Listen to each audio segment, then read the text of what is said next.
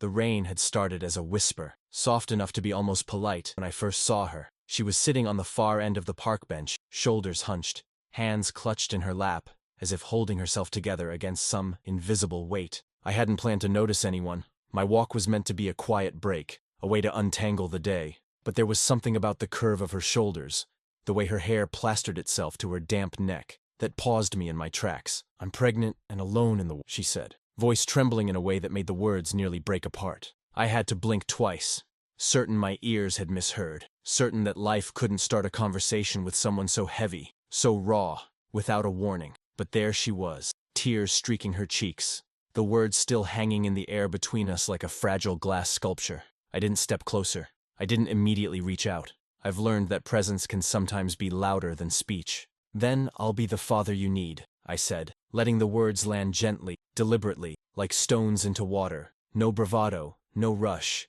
just a steady promise, as calm and unshakable as I could be. She blinked, startled, as if the ground beneath her had shifted. Her voice cracked again, smaller this time. "I don't even know you." "I know," I said, "but that doesn't mean I can't choose to be here." A pause stretched between us. The rain picked up its rhythm, tapping the branches and splashing puddles against the park's worn concrete. She shifted, curling inward, as though she could shrink away from the weight of her own confession, and yet there was a flicker of curiosity in her eyes, the same hesitation a small bird might feel before testing a wing. I've never asked anyone for help," she admitted quietly, voice barely above the sound of falling water. "I don't even know if I can let someone in." "You don't have to decide anything right now," I said. "Just know that I'm offering. That's all."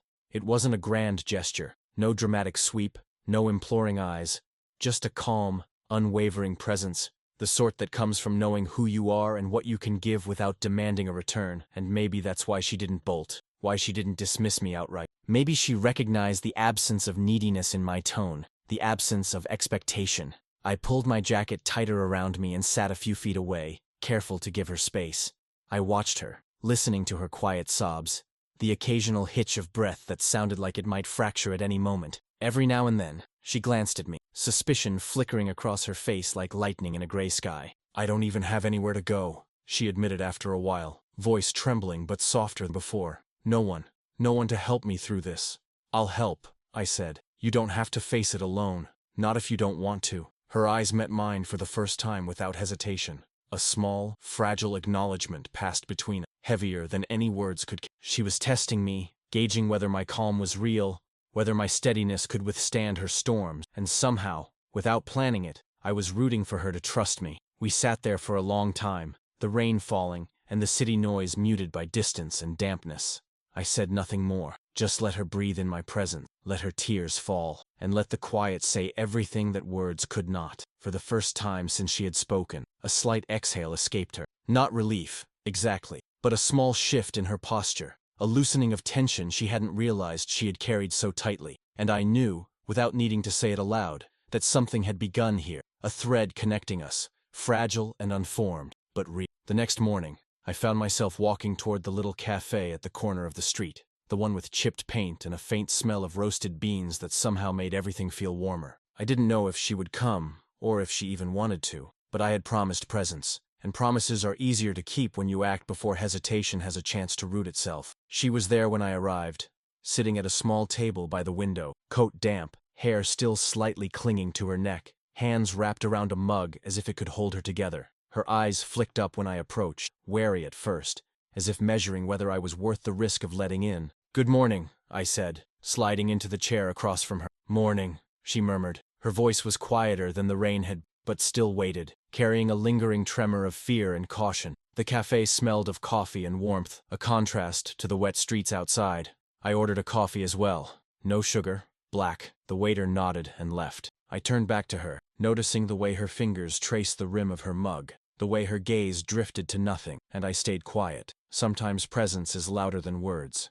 "You came," she said finally. "I said I would," I replied simply. No apology, no declaration, just the truth. The simplicity of it seemed to surprise her. She shifted, and her voice softened, carrying the faintest trace of relief. I don't know what to say." "You don't have to say anything," I said. "Not yet. Not ever, if you don't want to." For a while, we just sat. The hum of the cafe, the clink of spoons against mugs, and the occasional hiss from the espresso machine became a backdrop to a silence that didn't feel empty. It was the kind of silence that makes space for breathing, for thinking, for letting someone else simply be there without demanding it. "I've never trusted anyone with this before," she said, her words breaking through the quiet like a tentative step onto ice. "I don't even know if I can." "I know," I said, nodding slowly. "And that's okay. You don't have to decide anything about trust right now. You just need to know that I'm here. That's it." Her eyes met mine, searching, hesitant, and for the first time, I thought I saw the smallest crack of relief in the wall she had built around herself. I noticed the subtle change in her posture, the way she let her shoulders drop just slightly, a gesture so small it could easily go unnoticed. We spoke little after that, mostly about the mundane, the weather, the oddities of the neighborhood, the strange shapes clouds sometimes make, and yet, even these trivialities felt intimate. She laughed quietly at one point, a soft, brief sound, but it was enough. It was proof that a small part of her could relax, could feel something ordinary and light amidst the weight of her reality. The conversation shifted, slowly, naturally. She began to talk about the practical difficulties she was facing, appointments she had missed, paperwork that seemed insurmountable, the strain of carrying a life while feeling alone. I listened, offering small, quiet affirmations, suggestions that were simple and achievable, never intrusive, never overbearing. At one point, she paused, eyes downcast. "It's just, everything feels like too much sometimes, like I can't do it alone." "You don't have to," I said, without hesitation. "Not alone. That's what I'm here for, to make it not so heavy. You don't have to carry it all." She looked up at me then, eyes slightly misted, but lighter than before, as if she was beginning to believe it. I stayed calm, steady, letting the words hang there, letting them sink in slowly. By the time we left the cafe, the rain had stopped, leaving the city wet but shining. She walked a few steps ahead, still tentative, still cautious, but there was a subtle shift in her gait, a fragile sense of security settling her shoulders. I kept pace behind her, close enough to be present, distant enough to let her breathe, and somewhere between the sips of coffee and the shared silences, something began to form, a bond not declared, not forced, but quietly real. The days that followed were quiet in their own rhythm. Paige didn't call me, didn't insist on company, yet she accepted it when I offered. Some mornings, I would show up with a small bag of groceries, nothing elaborate, fruit, milk, bread, and place them by her door. She never thanked me outright. Sometimes she just nodded, eyes downcast, a faint curve of acknowledgement. That was enough. Presence, for now, needed no ceremony. One evening, I arrived to find her struggling with a box too heavy for her current state. "Let me," I said simply. She hesitated, pride and fear intertwining in her hesitation, before letting me lift it. She moved inside with the box and disappeared for a moment. When she returned, she had arranged a small corner of her space. Candles, a blanket, a tiny stack of books. Like a sanctuary she hadn't allowed herself before. I didn't comment, just noticed. The small gestures were louder than words, and her care in those moments spoke volumes about the trust she was beginning to extend. She began to let me in on small parts of her day. A skipped appointment, a difficult phone call, a fleeting thought she dared not voice to anyone else.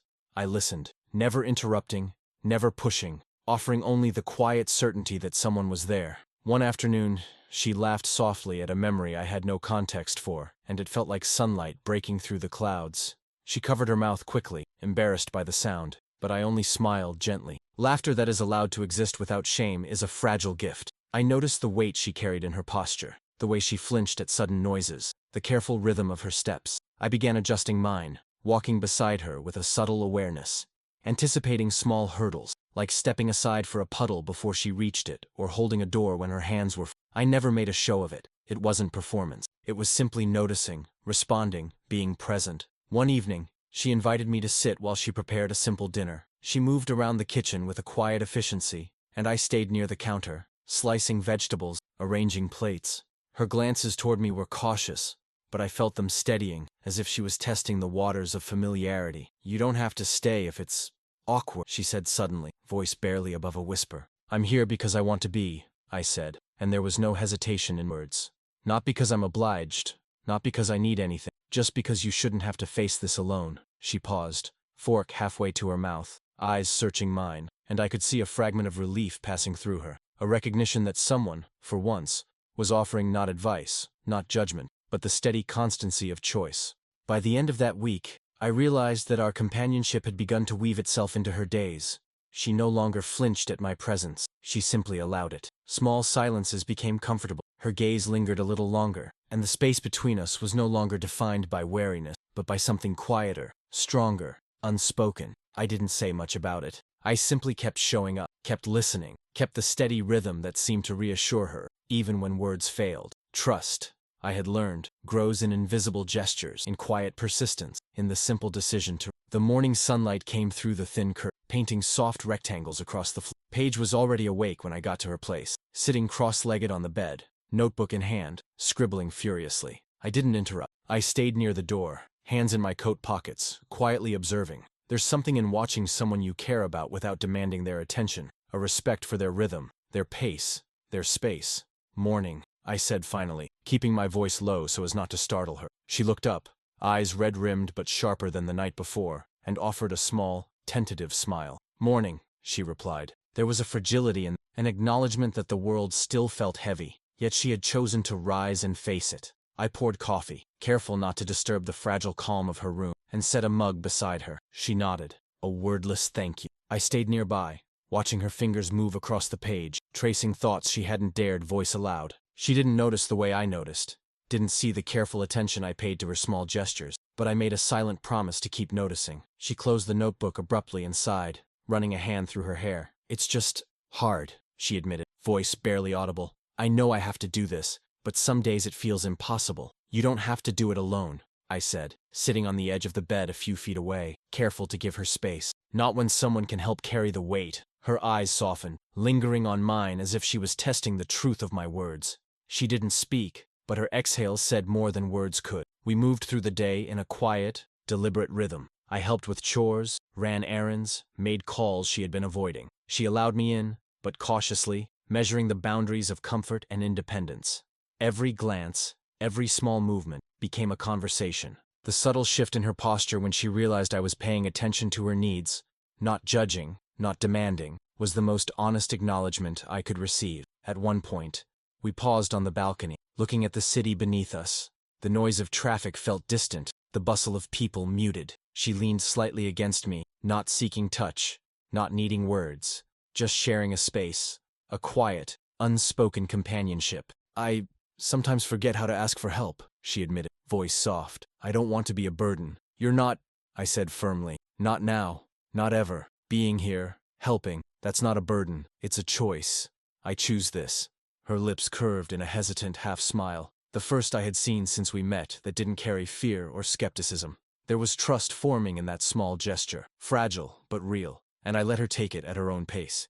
By evening, the room smelled faintly of dinner, coffee, and the lingering calm of shared silences. She moved more freely, her shoulders less tense. Every small step she allowed me into her world became proof that something lasting was beginning, unspoken, but undeniably present, growing quietly between the spaces of our words and gesture. It was one of those mornings when the city felt too loud, too busy, and I suggested a walk along the river to clear our heads. Paige hesitated at first, fidgeting with the strap of her bag, but eventually followed. There's a subtle bravery in letting someone into your day when every step feels heavy with doubt. We walked side by side, careful not to rush, letting the sounds of the water and the occasional gull fill the spaces between words. She pointed out a stray swan gliding effortlessly across the surface, and for a moment, her lips twitched with the beginning of a smile. I didn't comment, didn't force it. I merely walked, steady and present, giving her the space to breathe, to feel something light and unpressured. Then it happened. A cyclist swerved suddenly, a puddle splashing water onto the pavement, and Paige let out a startled yelp, flinching. I caught her arm instinctively, steadying, and she gasped, embarrassed.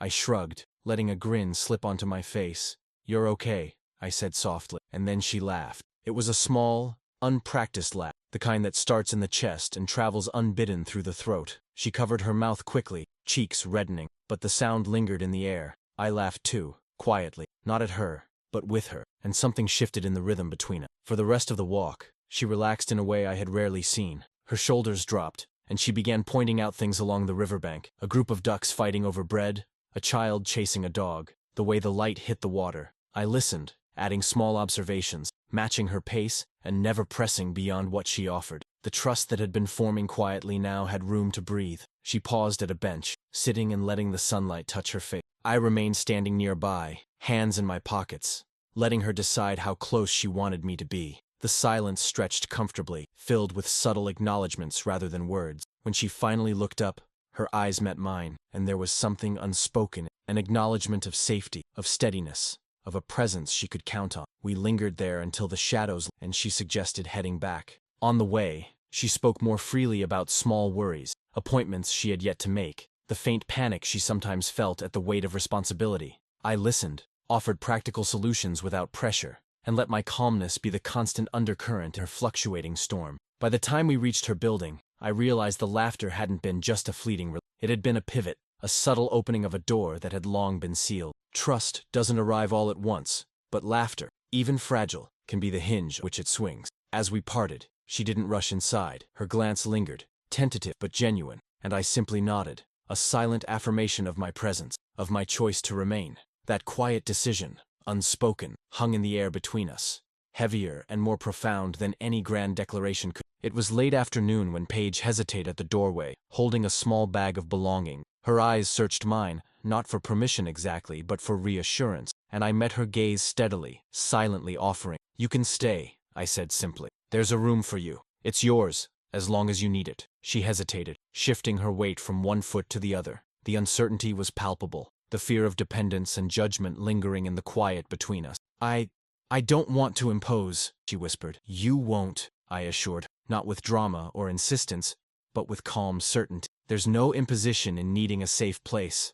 That's all." The room was modest, sunlit through sheer curtains, furnished with a single bed, a small desk, and a wardrobe. I had kept it empty for guests who rarely came, but in that moment, it felt ready, waiting for someone who needed it more than anyone else. She stepped inside cautiously, touching the corner of the desk, the edge of the bed, as if testing whether it was real, whether she was allowed to claim it. "You don't have to unpack everything," I said, letting the words hang gently in the air. "Even a bag on the floor is fine for now." Her lips curved into a small, tentative smile. "It's just strange," she admitted. "I've never had someone offer space like this before." "Not really, and I don't know if I can accept it." "You don't have to do anything except be here," I said. "You can take all the time you need. I'm not going anywhere." She paused, glancing around the room once more, then slowly set her bag on the bed. The act was small, almost imperceptible, but it carried weight. A quiet acceptance, a recognition that the space, and my offer, were safe. I stayed in the doorway for a few moments,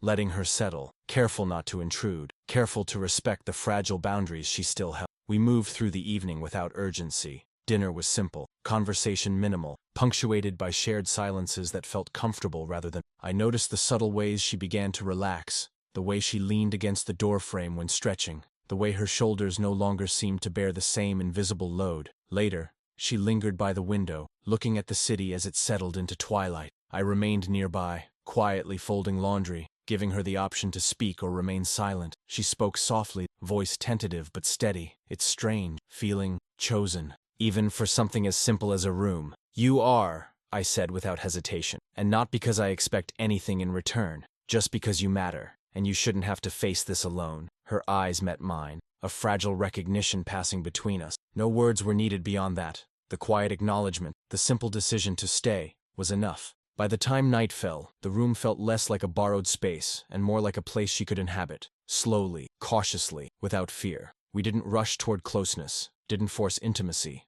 We simply existed in the same rhythm, letting trust build at its own pace. And in that shared, deliberate silence, I knew something meaningful had begun, a thread, delicate yet undeniable, weaving our lives together, one quiet moment at a time. The rain returned that evening, a steady drizzle tapping against the windows, painting the city in shades of gray. Paige had moved to the living room, curled up on the sofa with a blanket draped over her legs. Steam rose from the mugs of tea I had prepared, the scent of chamomile mingling with the faint warmth of the apartment. I sat opposite, legs tucked under, observing the quiet rhythm of the subtle tension still lingering her posture. She started, hesitating, voice low and uncertain. "I haven't really talked about any of it. Not really. Not in a long time." "You can," I said softly, keeping my tone steady. "I'm here. No judgment, no rush. Just listening." She took a deep breath and looked down at her hands. "The father, he's gone. Left. I thought I could handle it alone, but..." Her voice faltered, catching on the weight of her own admission. She swallowed hard, glancing at me, perhaps measuring whether my presence could hold her vulnerability without breaking. I nodded, waiting, letting the pause stretch without filling it. Silence, when handled with care, can be more comforting than words. "It's okay," I said finally. "You don't have to carry it all by yourself." The conversation shifted, gradually, toward more personal confessions. She spoke of the absence of her family, the fear of judgment, the quiet nights when the loneliness felt heavier than the day. I listened, attentive, offering only small affirmations, an encouraging nod, a gentle, the steady assurance that she wasn't facing any of this alone. At one point, she paused, eyes misted, and admitted softly, "Sometimes I feel like I don't deserve help, like I've failed before I've even begun." "You're not failing," I said. "You're living, choosing to move forward, and letting someone in isn't weakness.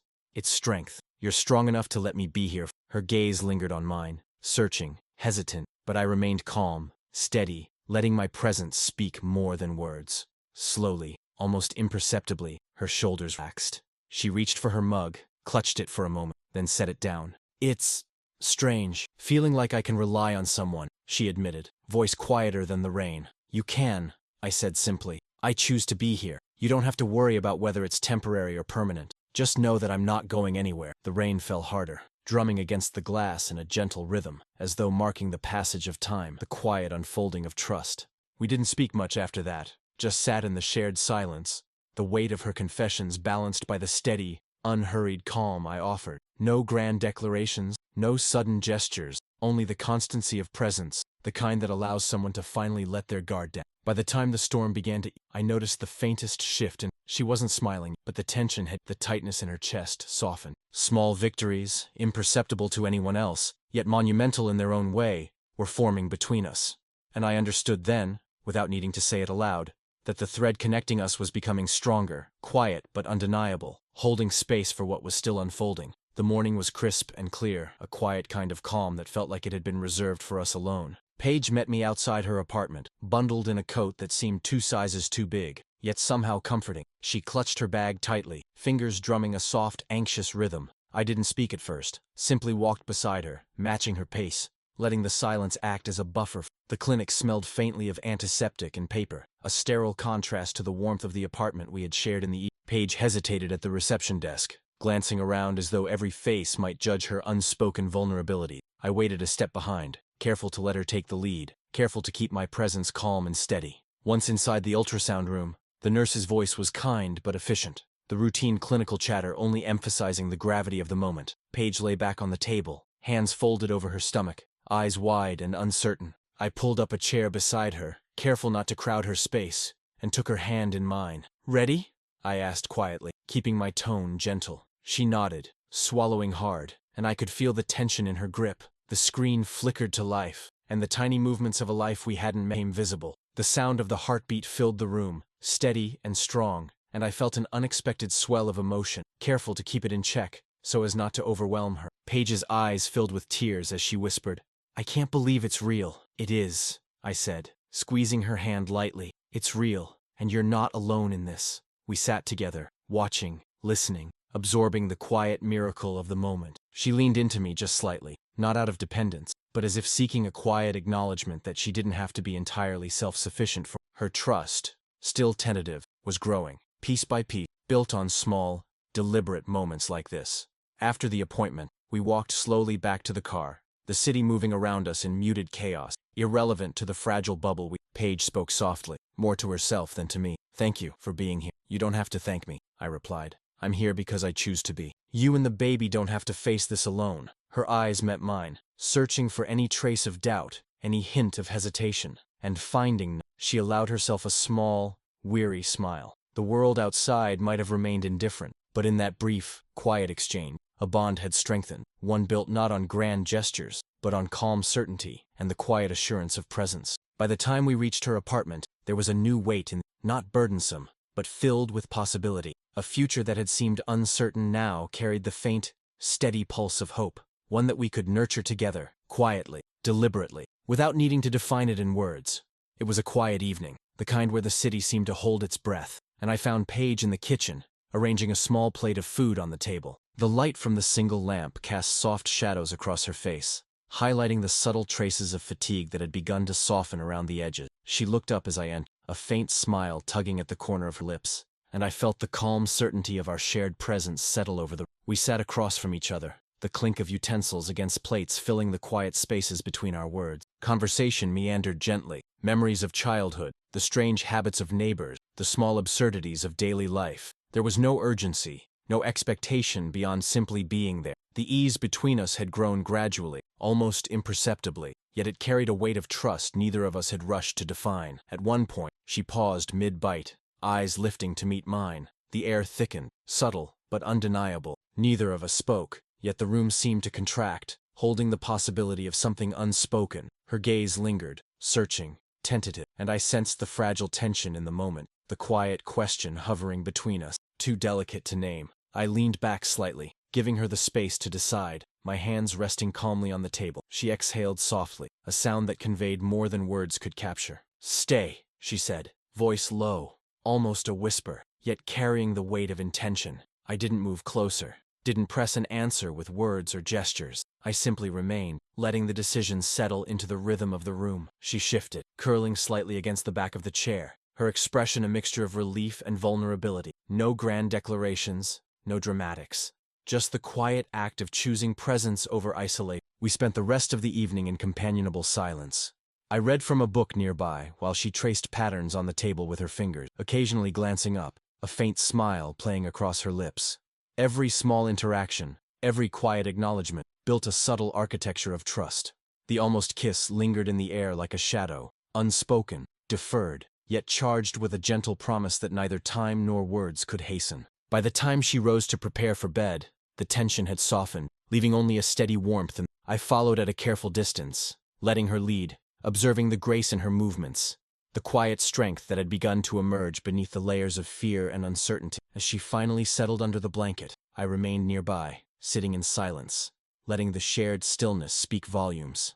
In that quiet, deliberate pause, it became clear that the small choices, the decision to stay, the willingness to let someone in, the restraint to not rush, were more profound than any spoken vow. Something meaningful had begun, delicate, yet undeniable, shaping itself in the space between us. The afternoon sun filtered through the curtains, casting soft golden light across the small room we had prepared for the baby. Paige was arranging a mobile above the crib, her movements careful and deliberate, as if each placement carried meaning far beyond the fragile toys themselves. I remained nearby, folding tiny clothes, stacking blankets, moving with quiet attentiveness, letting her lead the space we shared. "You don't have to do everything yourself," I said softly, noticing her brow furrow slightly as she adjusted them. "I know," she replied, glancing at me with a faint, tired smile. "It just feels right, making this place ready." Her voice carried the weight of hope, of cautious optimism. I offered no grand gestures, no dramatic words. I simply nodded, continuing with my tasks,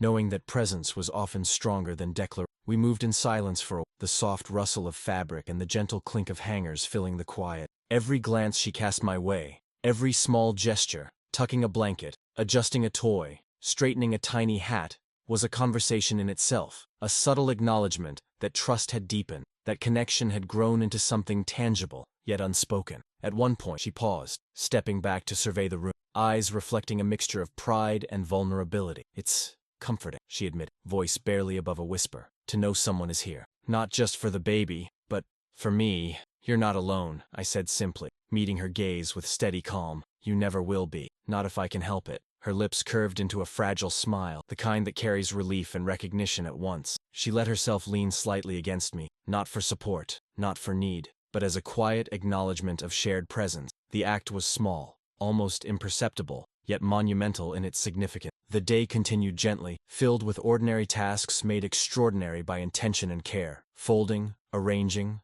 adjusting, each act a quiet promise, a silent affirmation that the future we were shaping together was real. Paige moved with more ease, her shoulders relaxed, her steps lighter, her breath less burdened by the weight she had carried alone for so long. By evening, the room felt complete in a way that went beyond furniture and toys. It carried the warmth of two people slowly learning to inhabit each other's space without pressure, without rush. The unspoken bond, the steady choice to remain, to protect, to offer calm certainty, had formed a foundation far stronger than any words could define. I sat nearby as she settled, head slightly turned toward me, eyes reflecting a quiet trust I had come to treasure. And in that shared stillness, I understood without saying it that this was only the beginning of a life marked by presence, by choice, by the gentle certainty that something, once started with care, are meant to endure.